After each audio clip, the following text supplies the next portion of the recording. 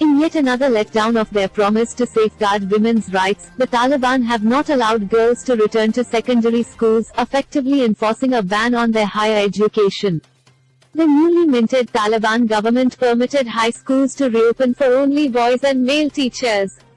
There was no mention of girl students or women teachers in the Education Ministry's announcement declaring resumption of school classes for boys in grades 7 to 12 from Saturday. All male teachers and students should attend their educational institutions, the statement said. According to The Guardian, the new diktat makes Afghanistan the only country in the world to bar half its population from getting a secondary education. Reid, founder of All Girls School in Afghanistan, burns records to shield students from Taliban. The development comes against the backdrop of UNICEF expressing concerns over girls' education in Afghanistan under the Taliban.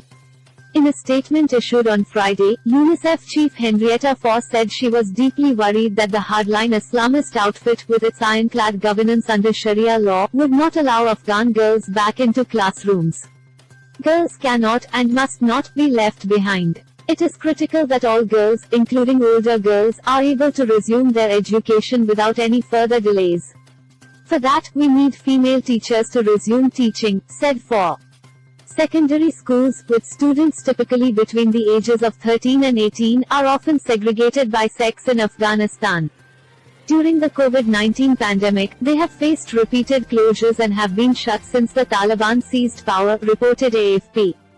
Read, Afghan women skeptical over Taliban's promise on education after new decree to universities since a US-led invasion ousted the Taliban in 2001. Significant progress has been made in girls' education, with the number of schools tripling and female literacy nearly doubling to 30%.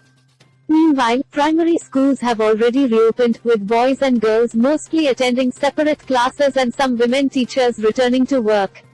Earlier this month, images of an Afghan university classroom with a curtain segregating the men and women students went viral on social media. In another transgressive move against women's rights, the Taliban replaced the Ministry of Women's Affairs with the Ministry for the Promotion of Virtue and Prevention of Vice, in other words, the Moral Police. Watch, Afghan women fear return to a repressive past under Taliban.